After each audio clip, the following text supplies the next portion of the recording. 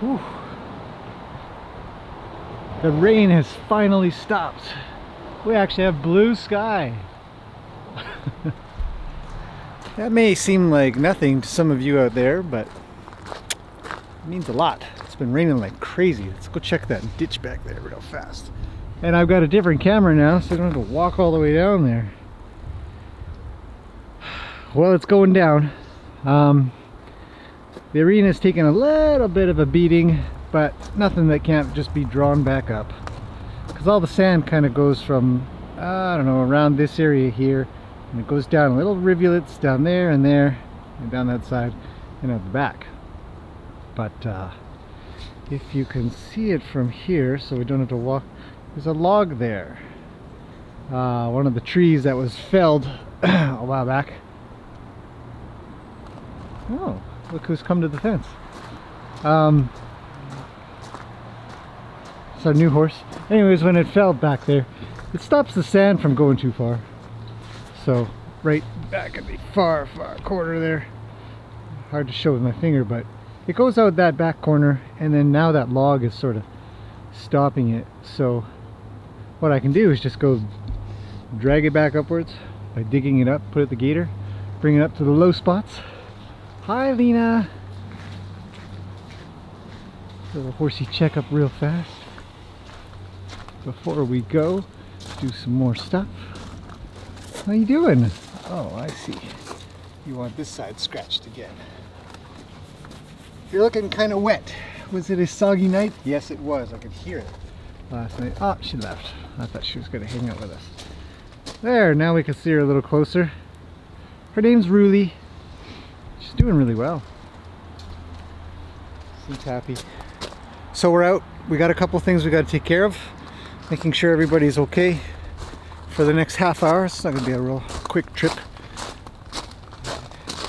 And then back here for all the usual horse chores. Say hi to Luke though. He looks like he's waiting. You've got some food in there. What seems to be the problem? Says, what about that new girl? Oh, maybe today you can meet her. Maybe we'll do that. Yeah. Oh, and blue sky. Yeah, come on camera. There. Bam. Look at that moon. I know, back to being the nature channel again. It's warm. It's not a cold day. It's a beautiful day. We've got, our weather comes from that direction, and the weather report had originally said the showers today, but I don't think so. I think we're looking pretty good for a little while. I don't know, maybe way out there. You can see probably won't show up. Anyways, there's a bit of cloud back that way, so okay. Well, very fast morning report there. Everybody's doing great. It's quiet. Finally stopped raining. We can get on with all kinds of things. Today is pretty much the only day I don't have to go anywhere for appointments. So let's get some stuff done. Zeus, let's get moving, buddy. We got a busy day. Come on. Good boy. Oh, you almost crashed into the camera. Yeah. Let's go. Okay.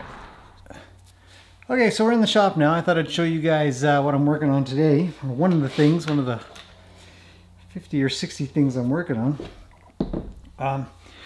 And if you've watched a bunch of the other videos here, great. If not, I do hoof clinics, and I teach about hooves and the health of hooves, recognizing good and bad hooves and stuff. So each month I do a clinic here for about 4 hours or so, and we talk about what's good and bad. So part of that is actually showing props and showing live hooves, live, or they're from horses that are already dead, but we take a look at them to see what problems they had before they died. And so I'm just working on a quick project here. I thought I'd show you guys. You can see I've got a hoof that I've cut in half, and I need to put put a hinge on here on the front so that when I take it around places, it'll be one hoof. I won't have two pieces lying around, and then you'll be able to open it up and see what's on the inside. So I thought if you guys are ever interested in this kind of thing, first you gotta have the hoof, give it a good clean, and from there it needs to be dehydrated, and you can do that usually with alcohol, or you can freeze dry stuff as well, or heat dry stuff. There's lots of ways to do it. I did mine with alcohol, just leave it for about a month and it just dries out into this dried out thing that doesn't rot anymore. Because you don't want it to rot anymore, it'll stink. And then on the outside I made it a little bit shiny, and it's a pretty simple process of just putting some varnish on there, just kind of clean things up, and then it looks kind of nice. So if you ever want to do this kind of thing, I'd recommend, once you've done all that work, when you do go to put some screws or hinges on, and I've got other videos where I talk about the hoof, but we're going to put some screws in, and they're a pretty decent, probably going to be hard to tell, but a pretty decent size screw that's got to go in between what is essentially no different than grains of wood. So I'm going to do this real quick here, but I've already marked them. So I put the hinge on here, and then what we do is no different than any woodwork or something, is you'll mark really quickly where each screw is going to go, and then we're going to take a drill with a little tiny bit like that, and I'm going to make some, what I hope to be some pretty perpendicular holes into here, you know, about most of the length of this screw, so I know it's about this far or so, and so let's get on with that.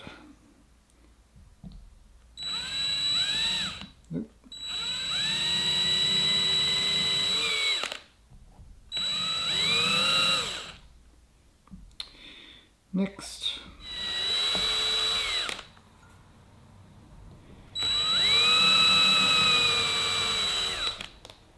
Okay, so with all the holes drilled in, we can now I don't really need to keep it clamped, but I'm going to. We now need to put the screws in, and the reason we drill those holes is because the hoof wall is just like wood with a bunch of, you know, grains essentially, going only one direction. It would be very easy to split this hoof if we're not careful. And this will actually allow these screws to stay in stronger. If I really wanted to get it super strong, which I may do at a later date, is I'd pour in some epoxy in there, and then put the screw in, and then it would really be set. But I'm not entirely sure I want this hinge to be silver, so I'm going to put this on for now, and maybe you guys want to see that instead of watching me do it. I'll just zoom in a bit, move you over, move the drill. So essentially what I'm doing is I'm just putting the screws in. Totally exciting, I know. I thought I might need a bigger screwdriver, so I brought two. Also, having a nice pilot hole like that makes it easier to put the screw in. So I'm just going to make sure everything lines up nicely. These screws aren't very strong, which sucks. Very easy to strip them.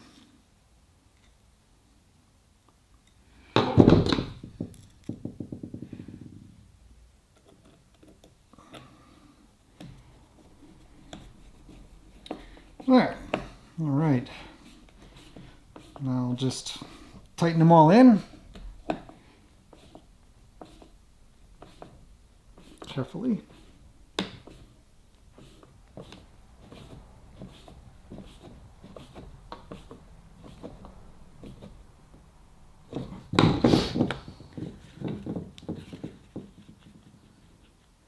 Huh. Finished product. Bam. See, silver doesn't look good. So anyway, so you've got a whole hoof. You can see on the bottom, there, and then the hinge allows it to open up, And that's what the inside of a hoof looks like. And then close it back. So there you go. Anyhow, I thought I would give you guys an idea of just some of the things that I do around here, and get people to understand and see what I see, what I've learned, and what many other people have learned in this world of hoof care. So yeah, you can see here we've got lots of pieces of hooves, some bones, a capsule here, an empty capsule, so you can see what's on the inside. And essentially it's just like a shoe. It just fits on top of the rest of the internals of the hoof, of the foot. So. Anyhow, pretty interesting, I hope. I'm going to leave that there. I've got piles of other things to get on with. And I will see you guys again tomorrow. So thanks for watching.